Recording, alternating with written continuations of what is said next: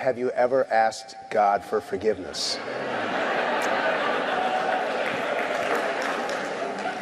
I'm not sure I have. I just go and try and do a better job from there. I don't think so. I think if I do something wrong, I think I just try and make it right. I don't bring God into that picture. I don't. Now.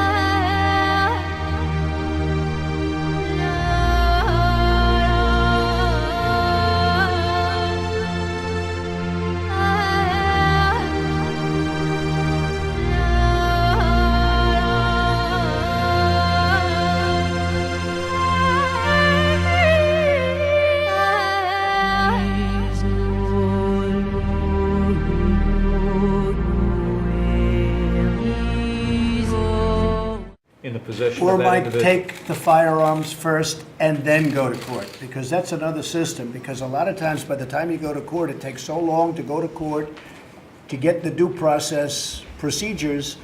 I like taking the guns early, like in this crazy man's case that just took place in Florida. He had a lot of firearms. They saw everything. To go to court would have taken a long time. So you could do exactly what you're saying, but take the guns first, go through due process second.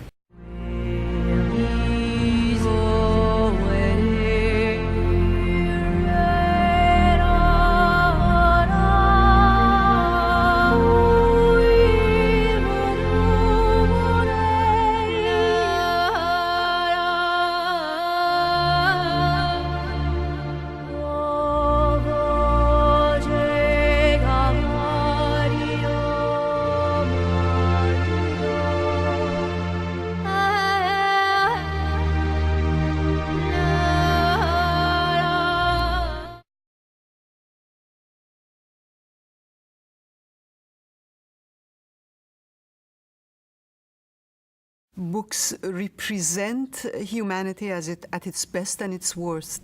To burn books is simply a fundamental repression of ideas.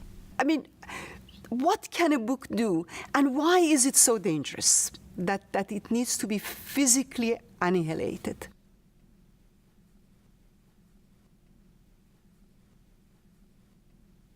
In 1933, the National Socialist German Workers' Party, called the Nazis for short, came to power in Germany and established a dictatorship under the leadership of Adolf Hitler. The Nazis intended to rearm Germany and to reorganize the German state on the principle that the German ethnic group or race was superior to all others in Europe. They suppressed all dissent within Germany, making it a crime to criticize the regime. The newly established Ministry of Propaganda and Enlightenment set up various chambers to control specific aspects of German culture, such as art, literature, theater, film, music, virtually all forms of entertainment and all forms of dissemination of news. In 1933, in April, Nazi German students decided to organize a nationwide book burning program to eliminate foreign influence, to purify German culture as they saw it. So you have committees of students meeting with professors together, deciding what categories of books in these university libraries would count as un-German. They didn't see themselves as suppressing culture, they saw themselves as advancing Aryan German culture. I remember very distinctly a conversation between my parents and some friends who were all shocked that a nation like the Germans, an educated, highly intelligent nation, would burn books. Books never hurt anybody. The event that the students planned occurred on May 10th, 1933. In each German university city, 34 of them in all, thousands of people gathered together at a public place in which books that had been confiscated either by the students themselves or by Nazi party officials, often with the help of police, were brought and dumped in a pile. Student leaders exhorted their followers and the listening crowds to swear an oath by the fire to destroy and combat subversive and un-German literature. For the national treason against our soldiers in World War I, we're burning Hemingway's books. Joseph Goebbels, the propaganda minister himself, spoke at the book burning in Berlin. Wird nicht nur ein Mensch des Buches, sondern auch ein Mensch des Charakters sein. Und dazu wollen wir euch erziehen.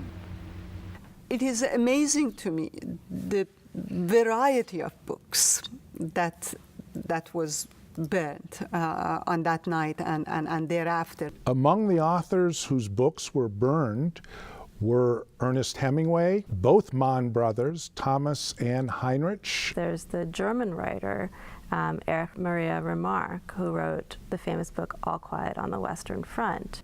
Helen Keller. Jack London, the American nature writer. There's very little that unites all of these books, really, except that they were all considered dangerous by the Nazis. A grand total of the number of volumes, perhaps best estimates, would be between 80 or 90,000 volumes. For weeks afterwards, books were confiscated from libraries, from bookshops, and from private collections. In 1939, the Nazi regime initiated what became the Second World War.